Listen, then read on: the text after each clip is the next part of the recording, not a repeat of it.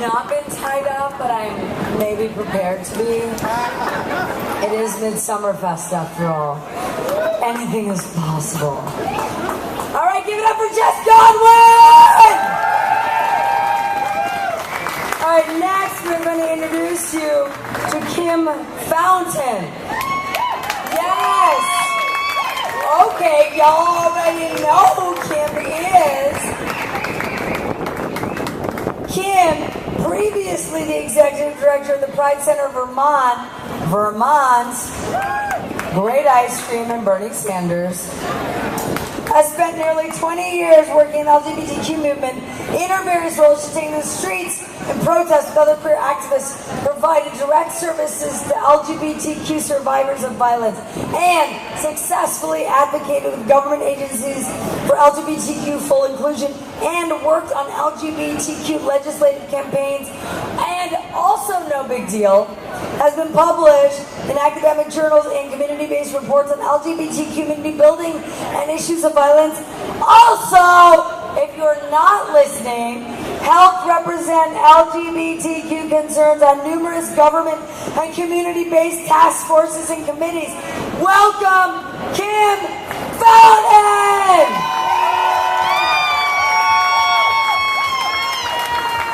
Thank you all so much for being here today. I know it's hot, and I know that it's really sunny out, so thank you all for being here. I really, really appreciate it. So, Pulse. Honor them with action. Well, they say love is a doing word. When we put love into action, we make the world a better place. And I've seen this truth in my most vivid memories of tragedy. On these days, the people I surround myself with come together in solidarity, and with our love, we keep the hate out of our hearts. Not only does community heal, but it lifts us up to carry on.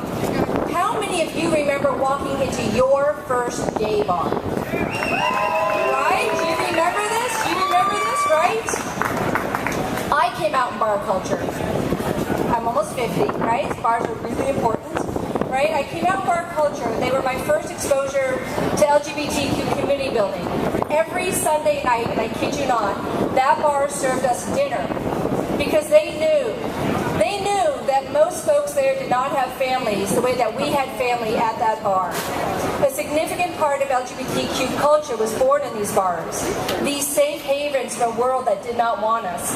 Houses of celebration for those who had not been home in years. Holders of our memories of learning to love ourselves in a world that did not love us back. So with Pulse, in addition to the sheer magnitude of the loss, is it any wonder that this tragedy and its aftermath resonated so strongly throughout LGBT communities across the globe? With all the acts of violence that have rocked our communities, we've gotten very good at pulling together, bringing in the social workers, holding the press conferences and rallies, raising funds, pushing for legislation, and all the while, this is so important, but we can do better. These days we talk a lot about intersectionality in our activism and in our advocacy, and yet it's not often until tragedy strikes that we actually see this in action. I saw this on 9/11 and I saw it on 6/12, where intersectionality became a doing word.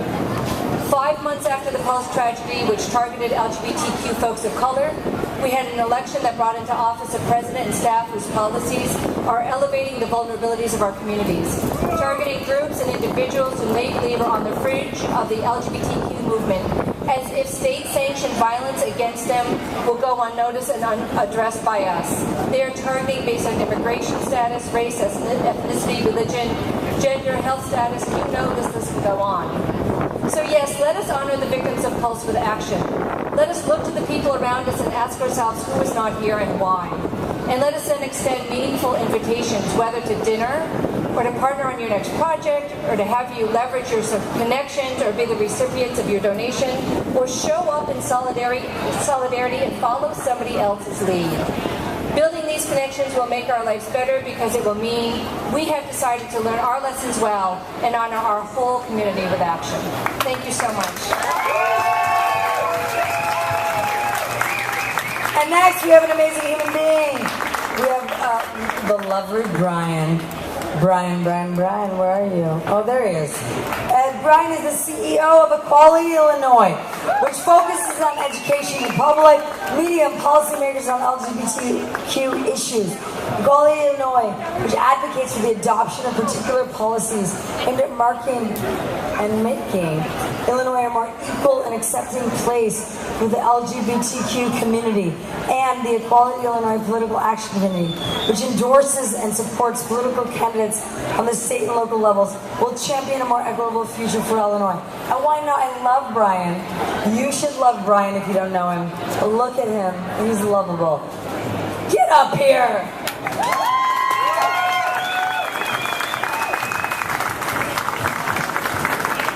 Thank you, Fazia.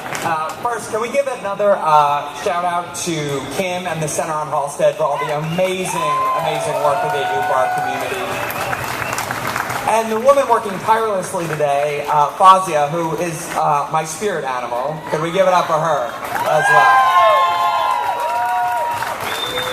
And thank you all for being out here for as long as you have been. Like many of you, I've been thinking about the Pulse nightclub shooting this morning. I want to tell you a little bit about my nephews. I have two wonderful nephews. Cullen is 7 years old and Griffin is 5. And a year ago, when I married my husband in Lakeview, they were part of our ceremony. And like any small children, one of them walked down the aisle as shy as can be, avoiding everyone's eyes, and one walked down proudly and skipping. And these were two young boys who saw hundreds of people gathered for their uncles and seeing them celebrated and seeing gay love celebrated. And so a month later, when they found out that there had been a shooting and the people who had been targeted had been gay people, it rocked their world. And I was bouncing between interviews that morning when my sister FaceTimed me and said, "Your nephews need to see your face because they are scared and they are worried." So in that moment, that was the moment that my nephews learned that you could be targeted because of who you are.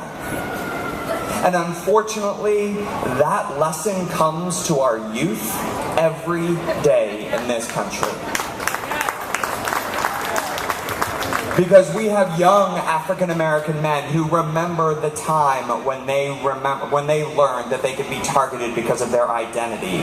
We have young, undocumented children who remember the time that they learned that they could be targeted because of who they are. We know that there are young Muslim boys and girls who remember the time that they learned they could be targeted because of who they are. And so that is why we do the work at Equality Illinois. Because there is no justice until we are all equal. So thank you for your support.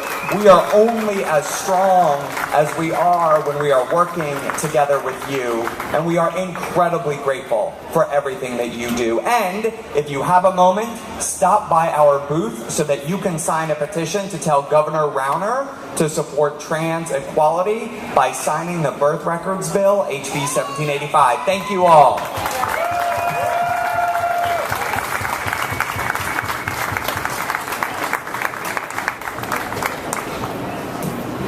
Now we're going to talk to a lovely human being who's younger than most of us and doing such powerful work.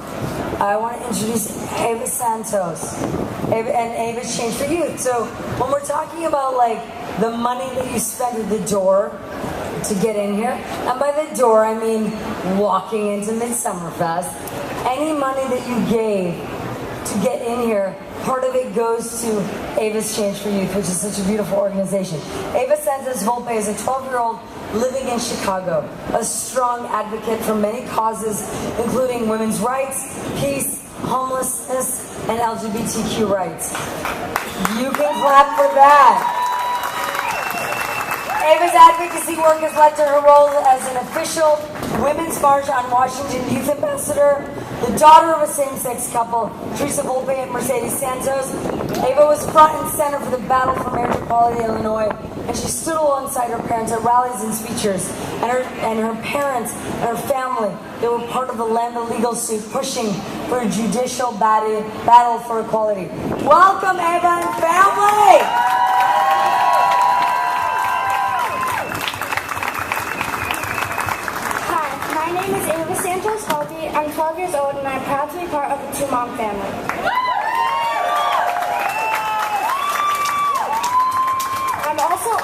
speaking with you today about Ava's Change for Youth, and our parking meter program that helps raise awareness about the youth homelessness crisis happening in our city.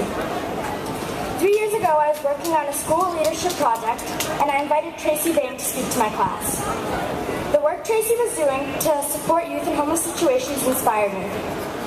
I learned a large number of Chicago youth living in unstable housing situations identify as LGBTQ, and I wanted to help. I came up with the idea for Ava's Change for Youth after spotting a parking meter in Florida collecting change to be donated to families living in shelters. I asked my mom to take a photo of the meter and send it to Tracy. I thought we should be doing something similar to help youth in Chicago.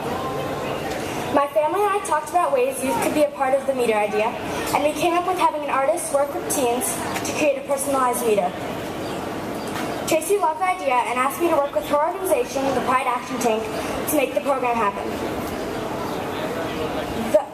The program pairs artists with youth to turn repurposed parking meters into captivating public art pieces. The art meter you see here is our first prototype and was generously created by Chicago artist Sam Kirk. These meters will be used as donation stations across the city. Youth will also serve on an advisory board to decide how funds are awarded to local, nonprofit groups that service youth. In addition to the art meters, we will have painted art houses. These houses are like banks where people can put spare change. These art houses will be installed in retail businesses around Chicago. Recently, we went to the night ministry to let teen moms paint the houses. They all seemed to enjoy it, and one mom even said it helped her to take her mind off her problems. I see Ava's Change for Youth as a way to empower teens because they're actively involved in solving a problem instead of feeling as if they are the problem. It's a way for them to share their stories, build community, and to develop leadership skills. My hope is for this program to touch the lives of many youth and to give them the little extra they need to get back on their feet. I'd like to thank the Andersonville Chamber of Commerce for donating a portion of the gate entrance fee you pay today to Ava's Change for Youth.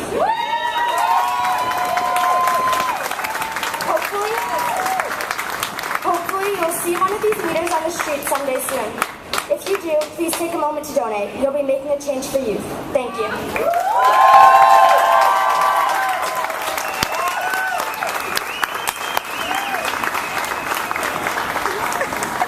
Give it up for Sam Kirk and Eva Santos Volpe!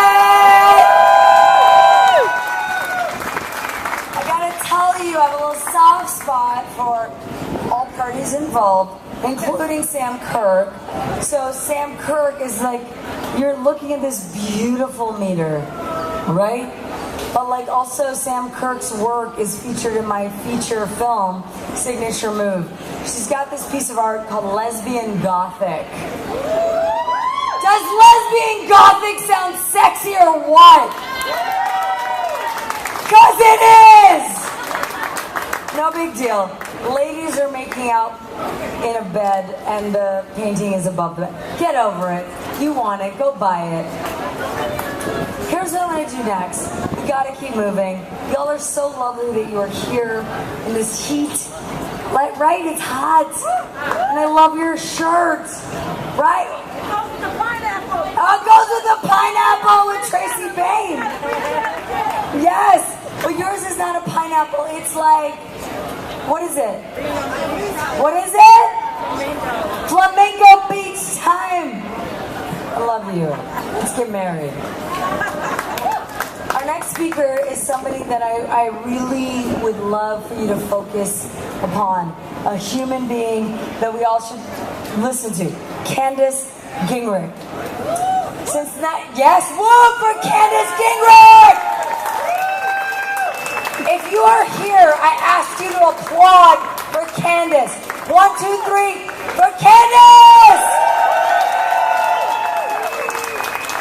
Since 1995, Candace has served as a key advocate for issues for the LGBTQ community. Their 1996 autobiography, I sometimes get confused. Their 1996 autobiography, The Accidental Activist, which is such a beautiful phrase, right? Because sometimes all of us are accidental activists, was a bestseller in the LGBTQ community. Gingrich has been profiled in national newspapers in the LGBTQ community.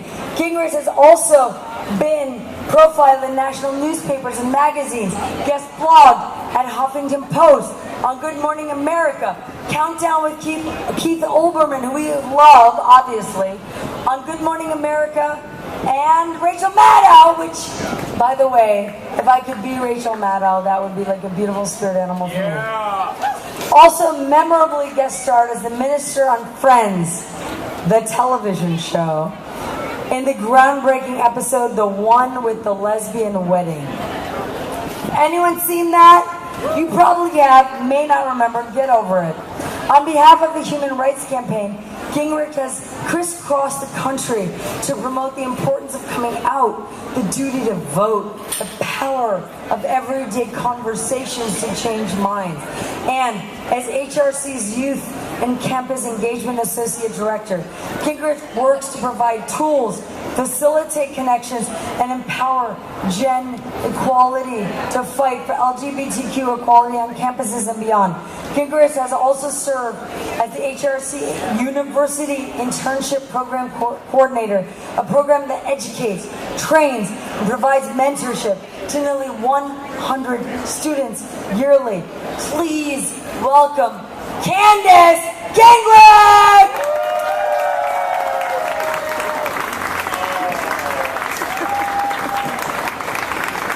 Thank you all. Hello, Chicago. Come on, Chicago!